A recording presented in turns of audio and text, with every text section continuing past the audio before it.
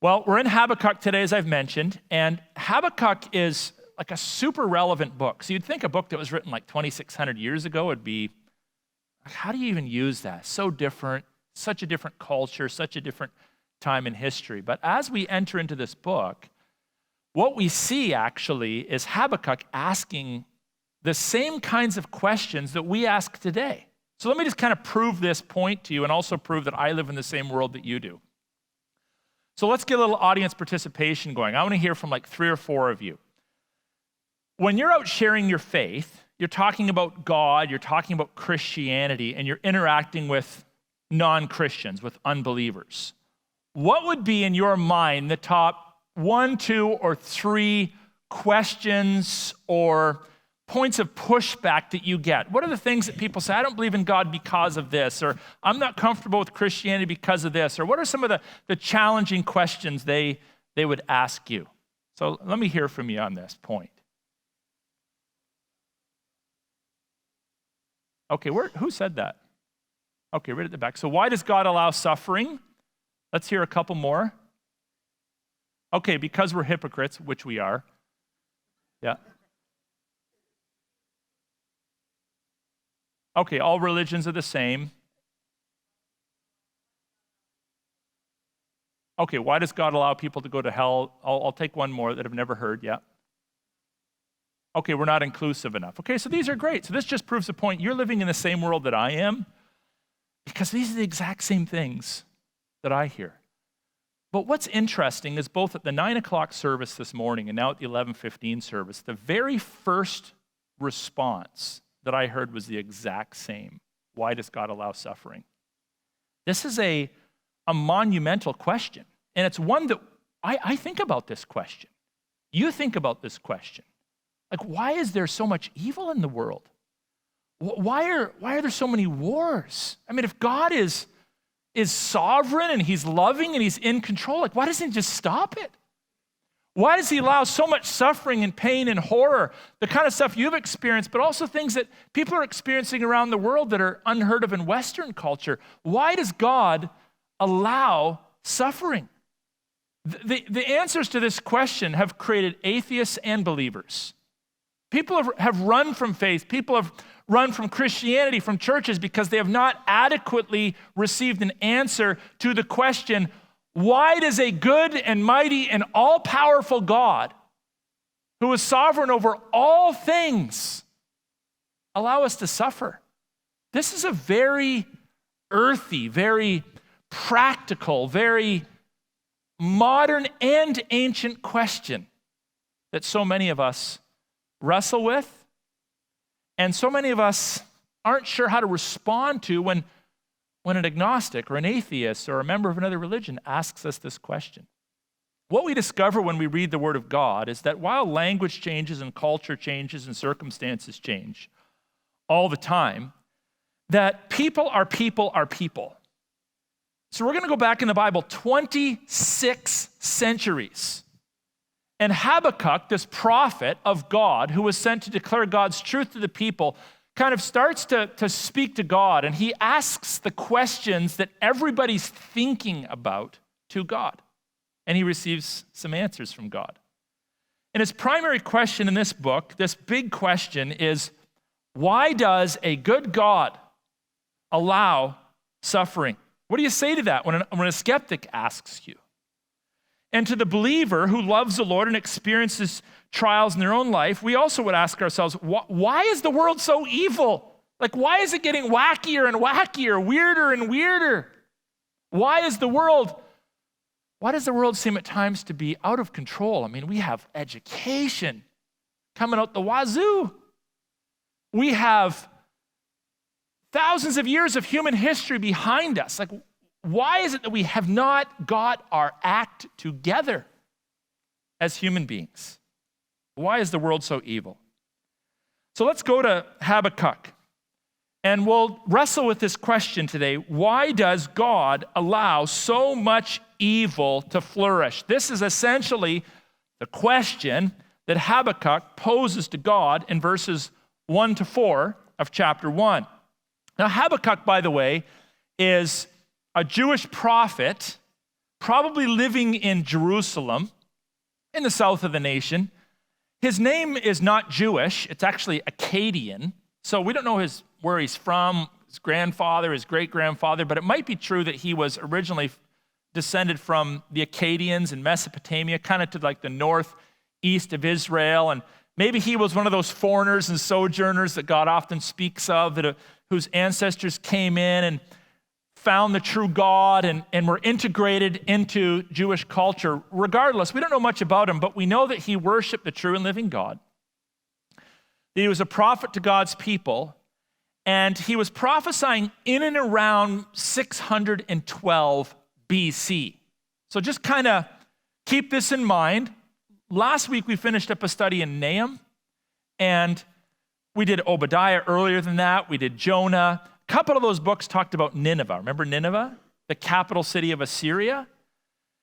A couple hundred years before, so follow the timeline, a couple hundred years before Habakkuk's prophesying, God's warning the northern nation, the 10 northern tribes of Israel, you better get your act together. You better stop rebelling against me. You better stop committing idolatry, or I'm going to send an enemy to wipe you out. Well, they didn't listen. So the Assyrians come in, capital is Nineveh, in 722 BC, and it's gonzo for Israel, the northern 10 tribes. Now, later on, if you fast forward in 586 BC, the Babylonians, who had now become the global superpower, also known as the Chaldeans, they come and they capture the southern tribes called Judah and Benjamin, and take them into captivity. So we got 722, we got 586. Now, in between here is the date 612. So after the northern tribes are gone, before the southern tribes are gone, Habakkuk steps into the picture, and he's prophesying to God's people, but in this fascinating prophecy, he actually asks God to defend himself. Why do you allow your righteous people, your holy nation, speaking of Judah, to suffer? Very real question. Now, I'm just going to kind of spill the beans a little bit because we need to work through the whole book to fully answer this question. We're just going to look at the first 11 chapters, but I'm going to tell you this. Habakkuk wasn't afraid to ask God the big question. Why do you allow suffering? If you fast forward through the book, the answer that he receives from God does not lead to atheism.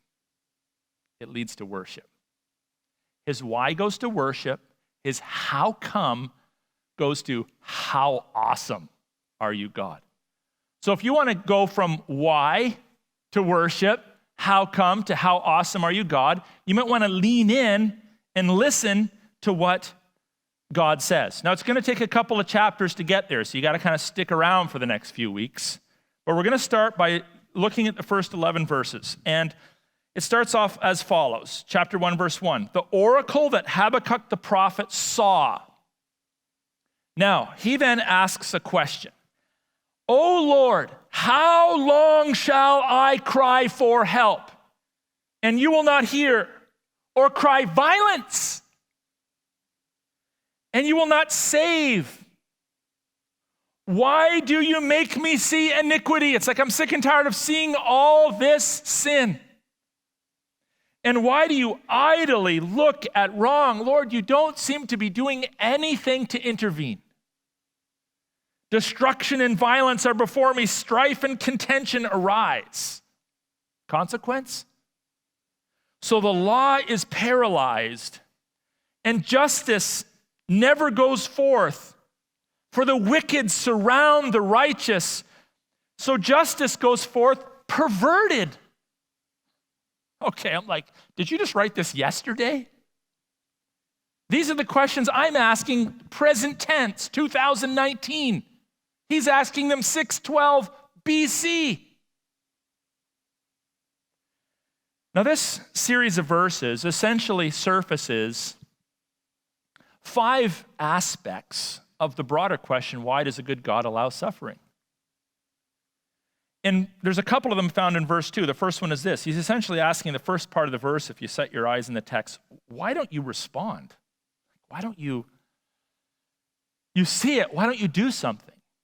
The second part asks the question, why are we as your people being assaulted so much by evil, by sin, by exposure to suffering? And then you get into verse 3, first part of it. Why do we have so much exposure to sin? Like, I don't want to see it. I'm trying to live a holy life. Why did I have to see that? I'm trying to live a holy life. Why did I have to hear that? I'm trying to live a holy life. Oh, I wish I hadn't read that article. Why, Lord, are you allowing us to be exposed to so much sin? Middle part of the verse asks the question, why don't you stop evil? Which is where the question ultimately is headed. Why don't you stop evil? You're God. You created the world.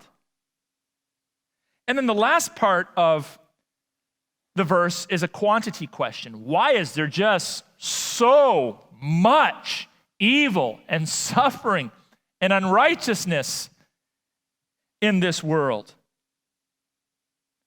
And then Habakkuk speaks to the question of justice. Now, before we look once again at verse 4, I don't know how often you use the word justice in your daily conversation, if ever. I don't know how much you think about justice.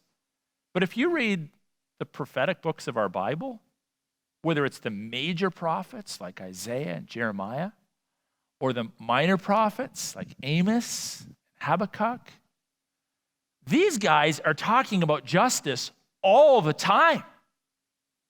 And in particular, they are calling God's people to be agents of justice in an unjust world. So it's like, hey, see that widow over there? Do something to help. See the orphan? Like, step up. Be a father to the fatherless.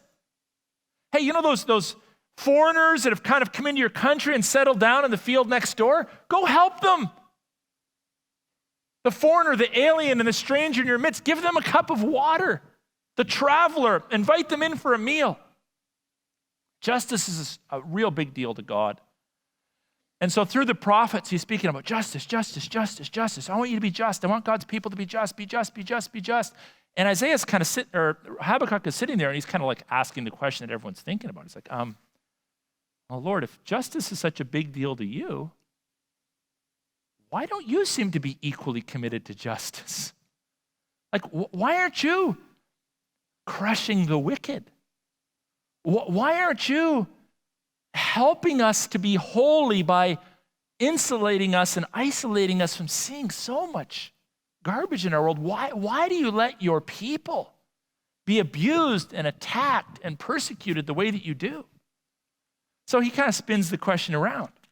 And speaking about justice, a couple points here he mentions. He says the law is paralyzed. It's so evil. We got codes and laws and police officers and a military, and it's like, it doesn't seem to be able to do anything. How do you have thousands of soldiers and thousands of police officers and thousands of laws, and yet you still have the most insane sin and evil taking place in our world? It's like the law is paralyzed. He comments on the observation that the wicked seems to be beating the righteous. Like, we're constantly getting beat up. The righteous are the minority, the remnant. The wicked seem to be the majority. And then finally, he comments sadly that even when justice does go out, it's all messed up. It's perverted, it's twisted, it's topsy-turvy. The person that tries to take a stand for righteousness, oh, you're a discriminator. You're discriminating. Oh, you don't want to serve this particular special interest group? Well, we're going to shut your business down. We're going to call the Human Rights Tribunal. Justice goes out perverted, and that which is morally right is considered like old-fashioned and wrong and weird and wacky, but in actual fact, that which is weird and wacky is considered the norm, is considered the truth. Again, I mean, there's some nutty stuff going on in our culture today.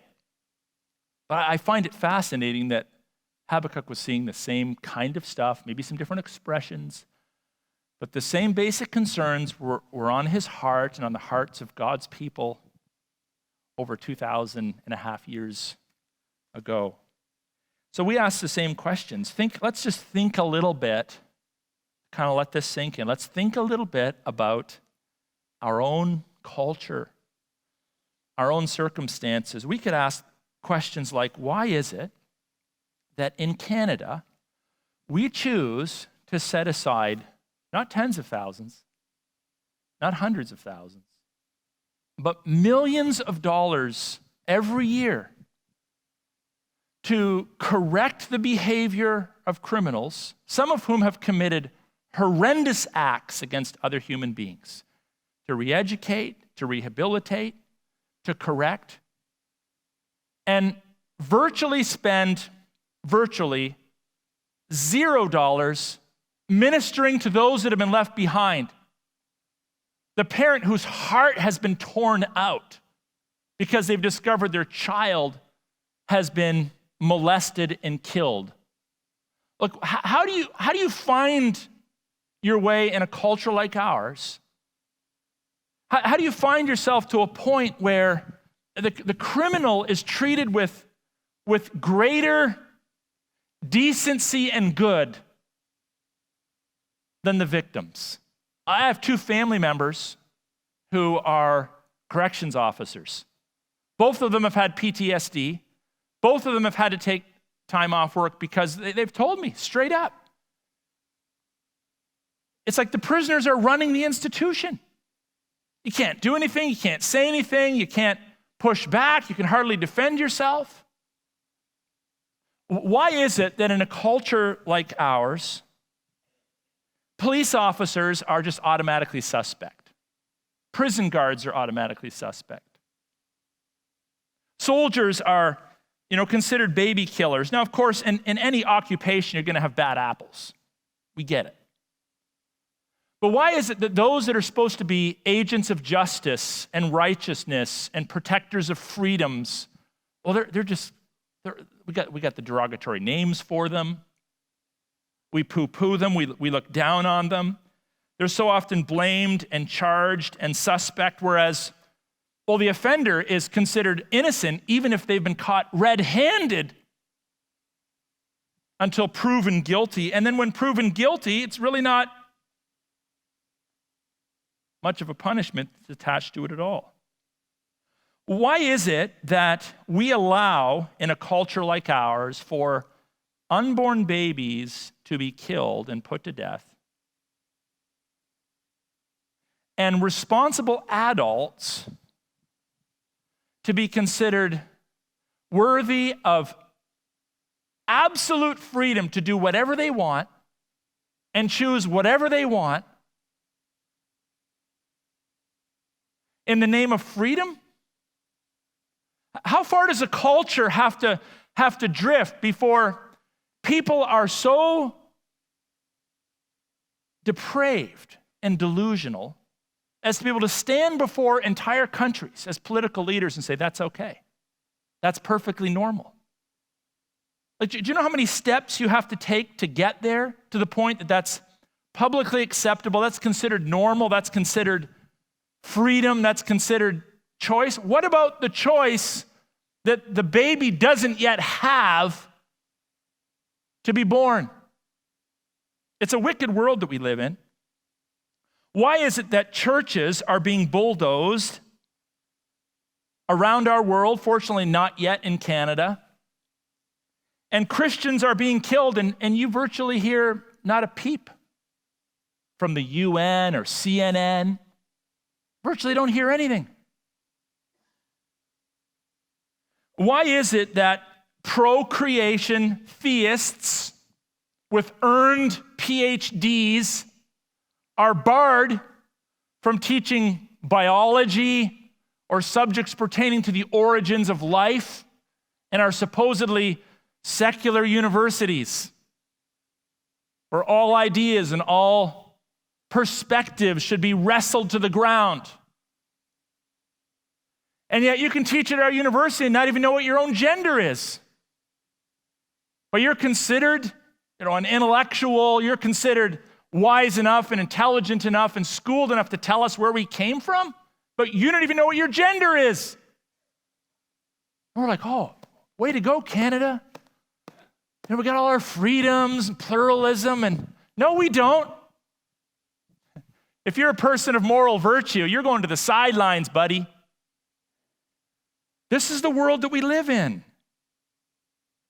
Now, it's true that, and I want you to hear this point like really, really, really clearly.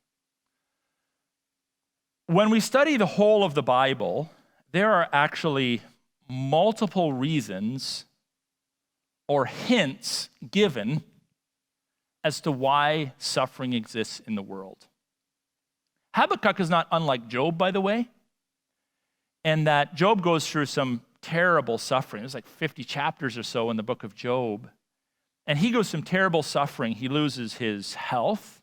He loses the trust of his wife. He loses 10 children dead in a day. Can you imagine that?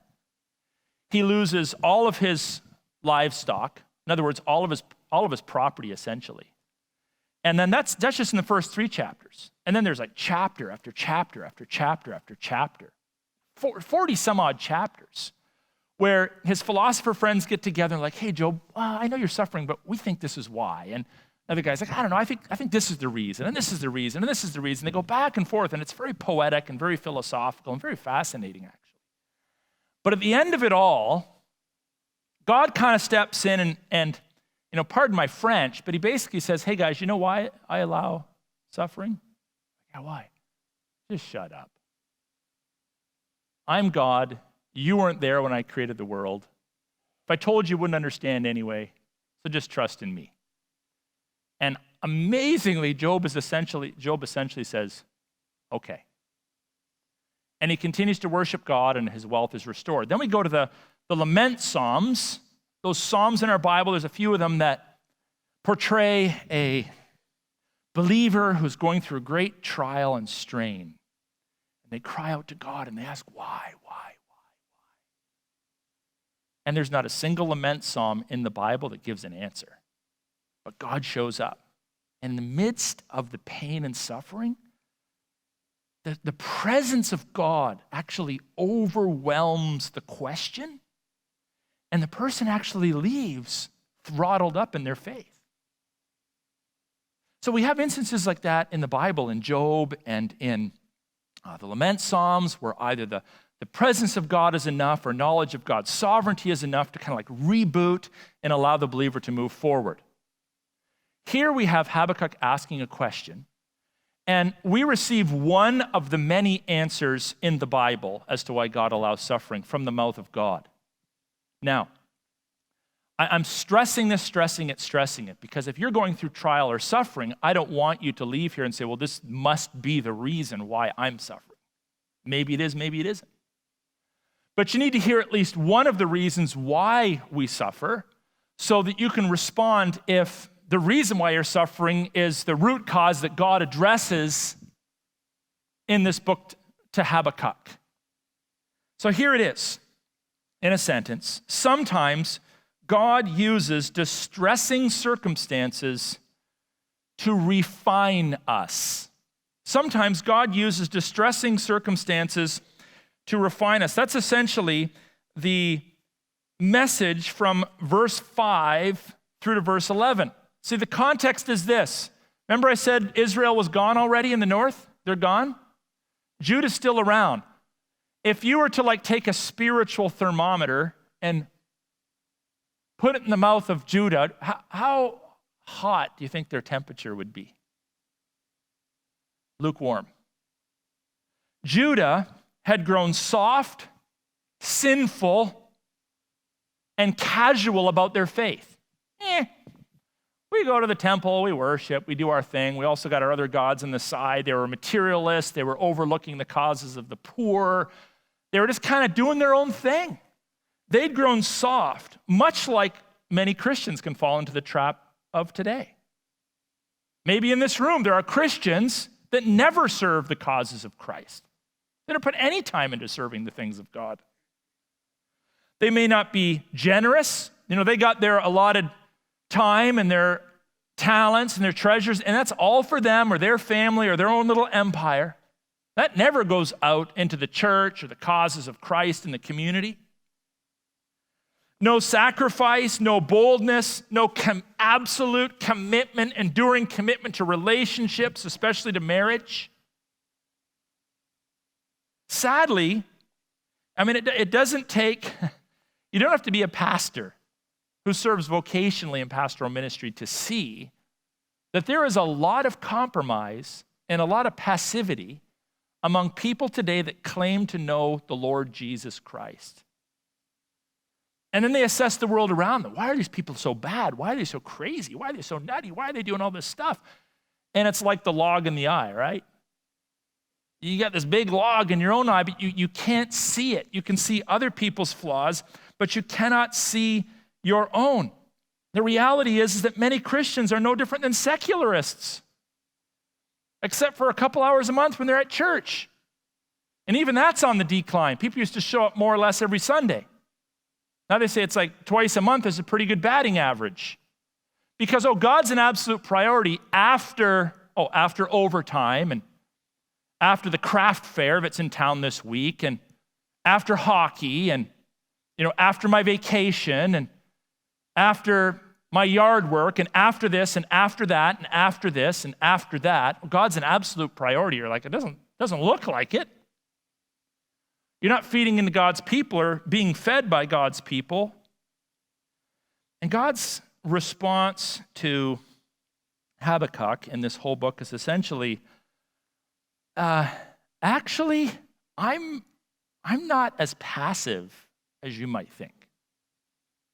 I'm not as passive as you might think. In fact,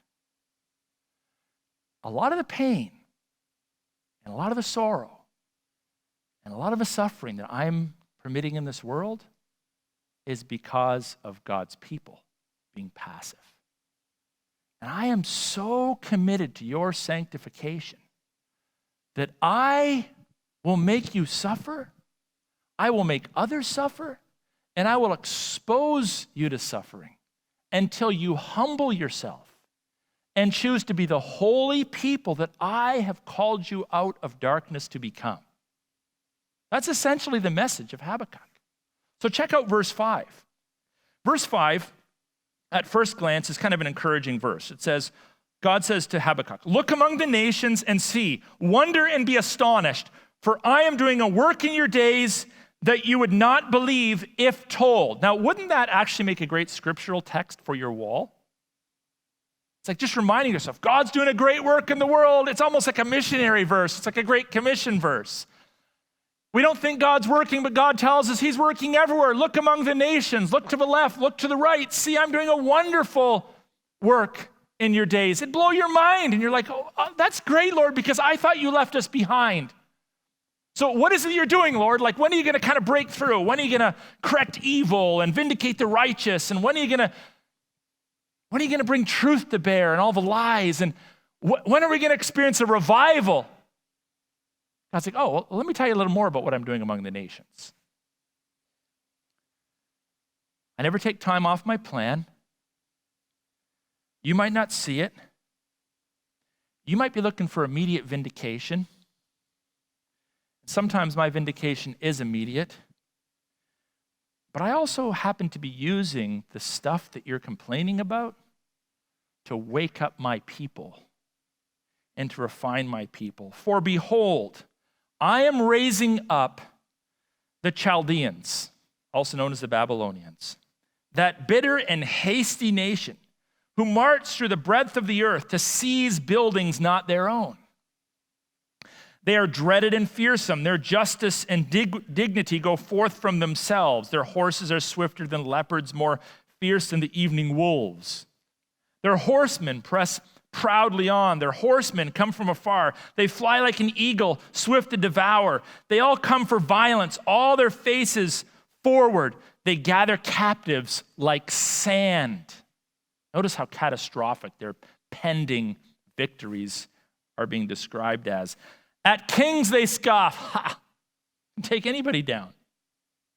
At rulers they laugh. They laugh at every fortress as they pile up earth to take it, building earthworks to capture cities all over the known world.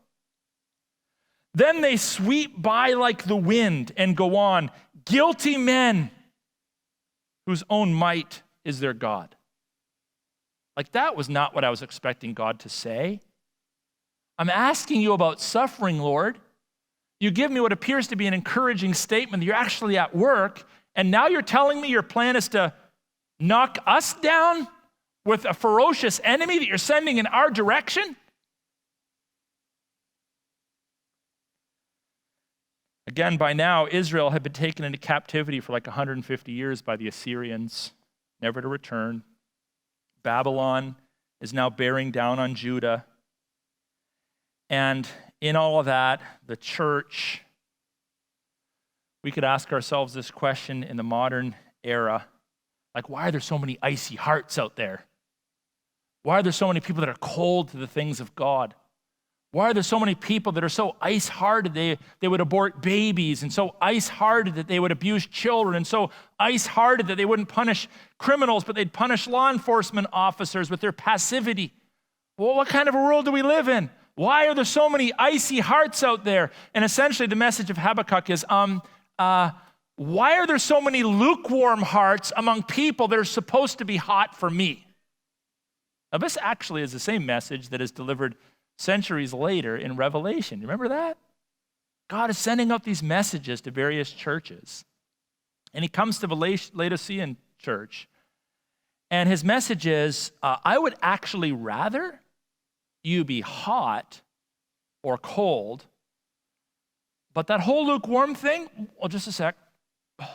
Sorry, I thought I was going to throw up. I would rather spit you out of my mouth.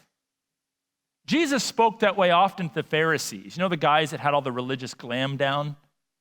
The robes, the rituals, the externals. God's like, oh, sorry, I thought I was going to throw up there for a second.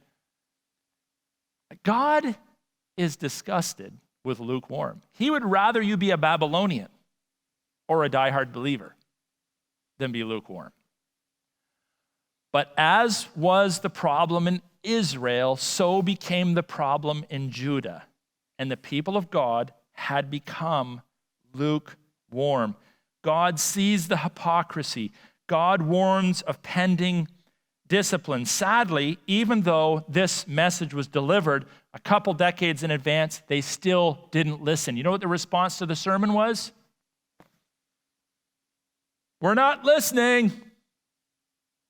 And so they were taken in 586. Sadly, they had to spend 7 decades, 70 years in captivity before they finally learned their lesson. But the good news is that after 70 years, in about 516, they started coming back to Israel. And you can read about this in books like Nehemiah and Ezra. And now we have like a very different spiritual climate. Generations later, the people are coming back, and what are they doing? They're swinging the hammer, they're rebuilding the walls, they're fending off attacks from Sanballat and other neighbors that hated their guts. They're like all in, they're pouring their money into building the city of Jerusalem back up. They're taking like punches in the face by their adversaries.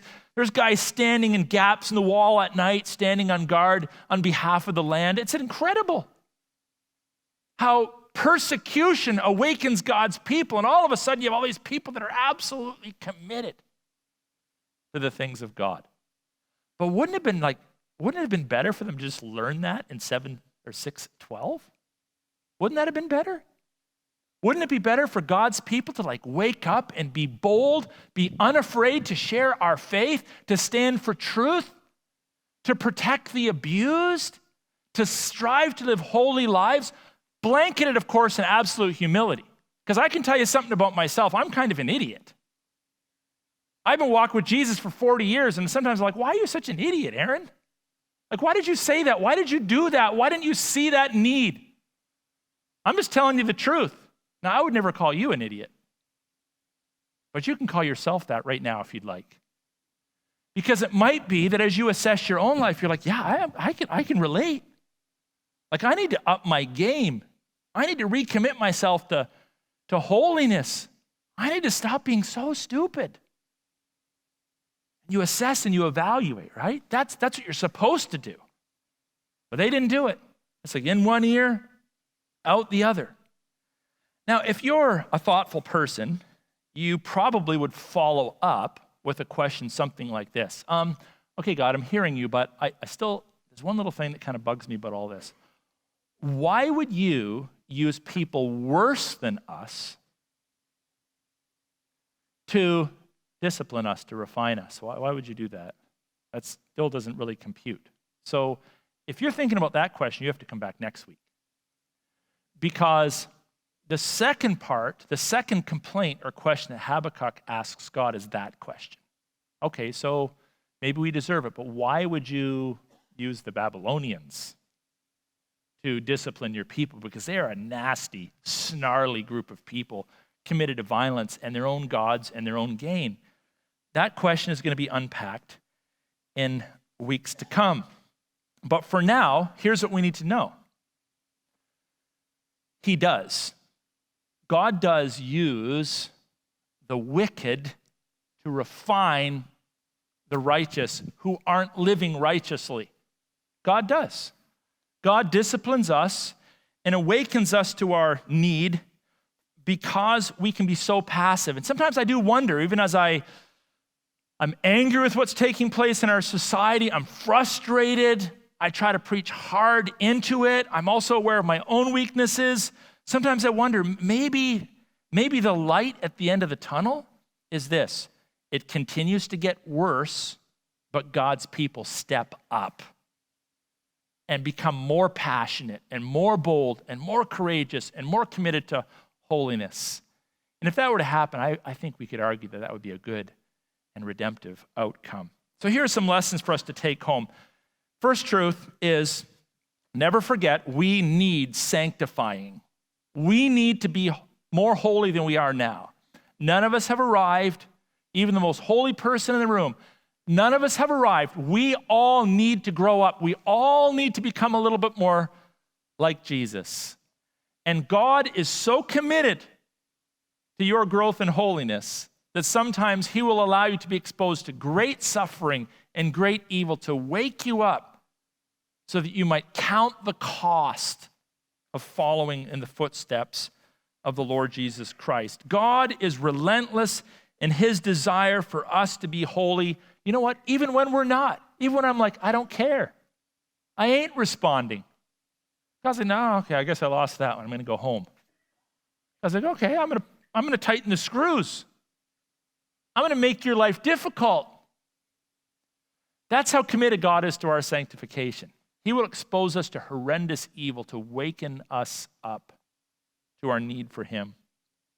Third, when you pray for vindication, make sure you're living in victory first. So asking the question that Habakkuk asked, it's legitimate, we're going to ask. But maybe there's a question you should be asking before that. Hey, Lord, I got this question for you. It's about suffering. But before we go there, I just want to ask, is there anything in my life that you're seeing that's not cool? Or you might already be aware of it because you probably are. And you ask that the Lord would give you victory over that so that you might walk in righteousness before the Lord. Fourth, when you see evil, ask, what is God trying to teach his people? Greater dependence, greater reliance, that the Christian life works. What is God trying to teach you as you experience temptation and trial? And then we'll have to get a little further into the book to fully see this, especially in chapter 3, but I'll just tell you in advance because I've read the whole thing. Know this, we'll end on some good news. God is not trying to eternally crush you. Therefore, there is now no condemnation to those who are in Jesus Christ. He's not trying to condemn his people. He's not trying to crush you. But in his ultimate plan is to redeem you and restore you to holiness and Christ-likeness. And so he often uses the wickedness, not the only reason why there's suffering in our world, but it's one reason why God often allows suffering, exposes us to great evil, great threats, because he wants us to stand up and be counted for him. So as I ask God the question, Lord, let's ask this together. Lord, why do you allow evil? We just kind of listen. Lord, why do you allow evil? The message we're receiving right now is actually I'm allowing it because of you. You're the reason. You're the reason. Really? I'm the reason? Yeah, you're the reason. because you're not yet fully committed to following in my footsteps. I'm like, okay. Well, that's one I can respond to. Not responsible for everybody else, but that's what I'm going to listen to. I'm going to pursue the things of God.